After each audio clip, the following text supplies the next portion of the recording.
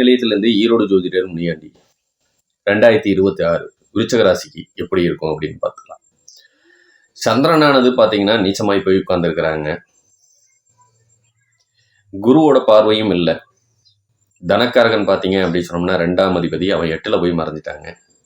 அப்போனா செல்வ செழிப்போட சேர்ந்து வாழுமா அப்படின்னு சொன்னால் ஆல்ரெடி 6 மாசமா அந்த பிரச்சனையில தான் இருக்குங்க. இன்னும் 6 மாசத்துக்கு அந்த பிரச்சனை தொடருங்க. வைகாசி 18ஆம் தேதி வரைக்கும் தனத்துக்கு லாபம் இல்லை.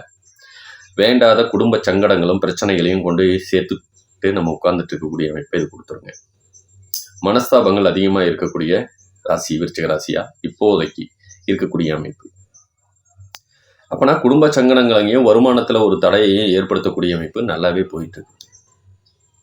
4ஆம் இடத்துல ராகு உட்கார்ந்து தாய்க்கு கொஞ்சம் உடல்நல பாதிப்பையும் பூர்வீக சொத்துக்கள் சம்பந்தப்பட்ட சங்கடங்களையும் இல்லை அதிகபட்ச சொத்துக்கள் வாங்கக்கூடிய அமைப்பு, அதாவது பூர்வீக சொத்து பிரச்சனையையும் புது சொத்துக்கள் வாங்கக்கூடிய அமைப்பையும் கொஞ்சம் பெருக்கி விடுவாங்க அப்படிங்கிறத எடுத்துக்கலாம்.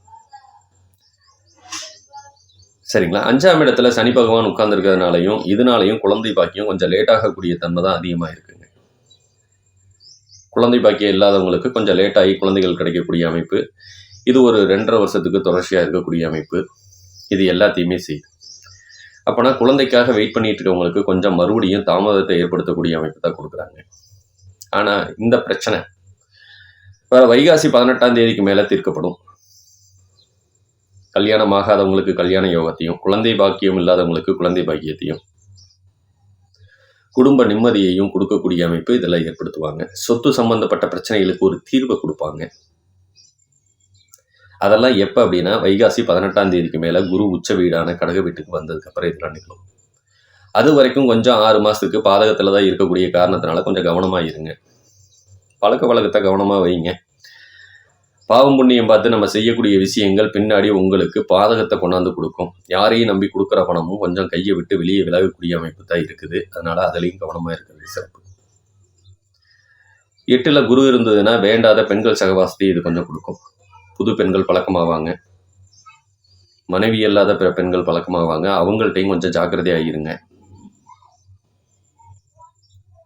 இதே பெண்கள் ஜாதகமாக இருந்ததுன்னா கணவன் அல்லாத பிற ஆண்களுடன் சில சமயம் சகவாசம் ஏற்படும். ஃபோன்னால அந்த சங்கடம் வந்து சேரும். நீங்களும் கொஞ்சம் கவனமாக இருக்கிறது சிறப்பு.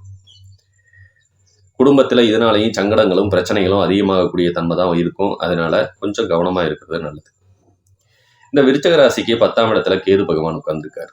அப்படின்னா தொழிலும் முடக்கத்தை கொடுக்கும். சொந்த தொழில் பார்க்குறவங்களுக்கு ஞானம் தான் கிடைக்கும், லாபம் கிடைக்காது. என்ன ஒரு 6 மாதத்துக்கு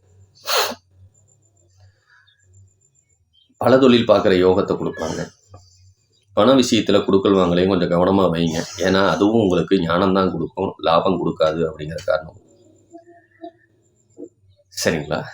இந்த விருச்சிக ராசியில் பார்த்தீங்க அப்படி சொன்னோம்னா கிட்டத்தட்ட ஒரு 3 நட்சத்திரம் ஓடிட்டு இருக்கும். விசாகம், அனுசம், கேட்டை, இந்த 3 நட்சத்திரம். நீங்கள் பிறப்பு ஜாதகத்தை பொறுத்தளவுக்கு கொஞ்சம் மாறலாங்க. இந்த 3 நட்சத்திரம் எது வேணாலும் வரலாம்.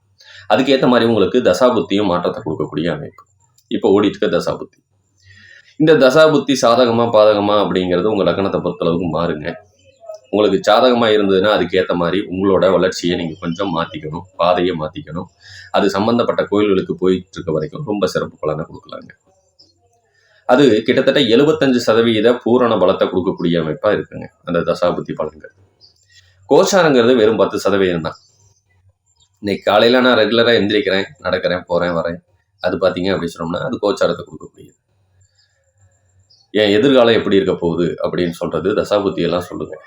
அதுக்காகத்தான் கிட்டத்தட்ட 75% நம்ம அதில் எடுத்துக்கிறோம். மீதி ஒரு 15% உங்களுக்கு இருக்கிற குழந்தைகளுட்டிகள் இல்லை அம்மா அப்பாவோட நேரத்தைப்படி கொஞ்சம் மாறலாங்க. அவ்வளவுதான். முடிஞ்ச வரைக்கும் கொஞ்சம் ஜோதிடர்களில் போய் பாருங்கள். உங்களுக்கு தேவையான தகவல் அவங்க கொடுப்பாங்க. அப்படின்னா அவங்களுக்கும் பார்த்தீங்க அப்படின்னு சொன்னோம்னா உங்களால் ஒரு பிரயோஜனம், உங்களுக்கும் அவங்களால ஒரு பிரயோஜனம். அவ்வளவுதான். அவங்க சொல்கிற கோயில்களுக்கு போங்க. போய் நீங்கள் பரிகாரம்னு எதுவும் பண்ண வேண்டாம். போய் அந்த மண்ணை மிதிச்சுட்டு வாங்க. நீங்கள் எப்படியா இருந்தாலும் கோயில்களுக்கு போவீங்க, வருவீங்க தான். இருந்தாலும் அவங்க சொல்கிற கோயில்களுக்கு போயிட்டு வந்தீங்கன்னா இன்னும் கொஞ்சம் தலைக்கு வர்றது தலைப்பாயோட போயிருமில்ல. அதுக்காகத்தான். சரிங்களா.